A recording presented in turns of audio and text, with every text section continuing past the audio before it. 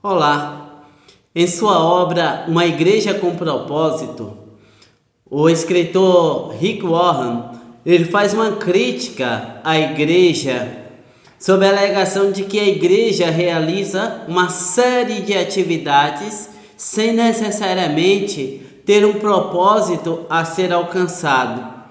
Quando nós lemos Eclesiastes capítulo 3, o verso de número 1, vemos o sábio Salomão fazendo o seguinte registro: tudo tem o seu tempo determinado e há tempo para todo o propósito debaixo do céu.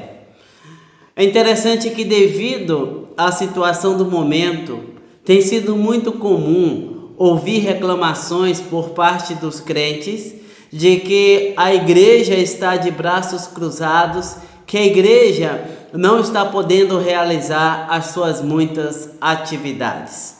A essa altura, eu quero despertar a atenção dos amados para a realidade de que talvez este seja o momento da igreja dedicar tempo a uma agenda já muito abandonada, a saber, a oração. E aqui eu quero citar alguns pensadores a respeito deste assunto.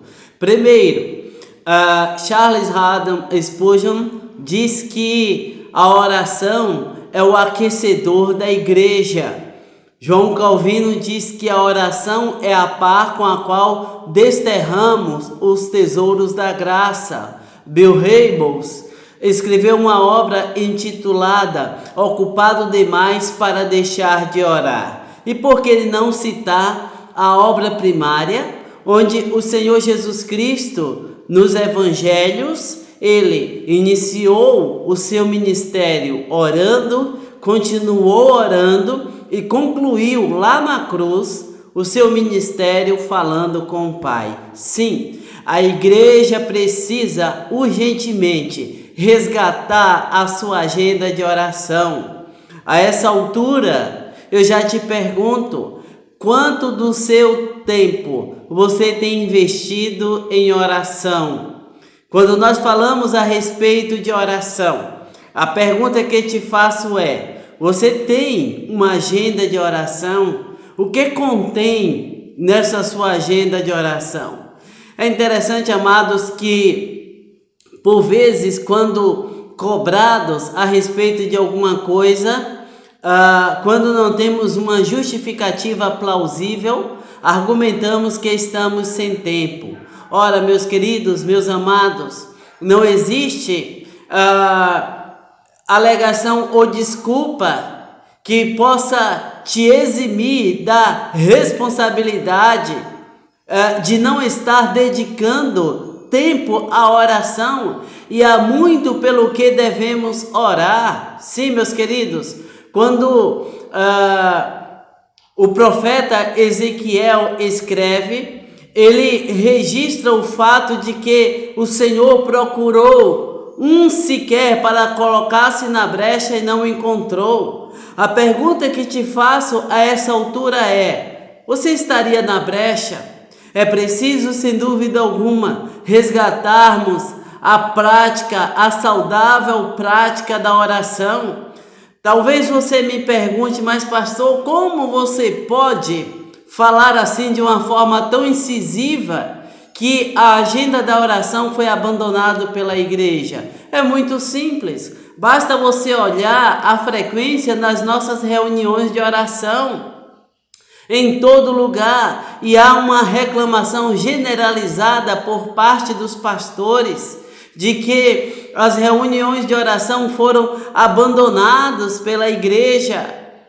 Ora, meus queridos, ao invés de justificarmos, é muito mais louvável nós admitirmos que a igreja tem sido deficiente neste aspecto, que resgatemos a boa prática da oração, que dobremos os nossos joelhos. Assim, uma necessidade urgente de que a igreja resgate a boa prática da oração. Sim, meus queridos, meus amados irmãos, é tempo de orar. é tempo de dobrarmos o nosso joelho. A igreja vem mergulhando de uma forma sistemática no secularismo.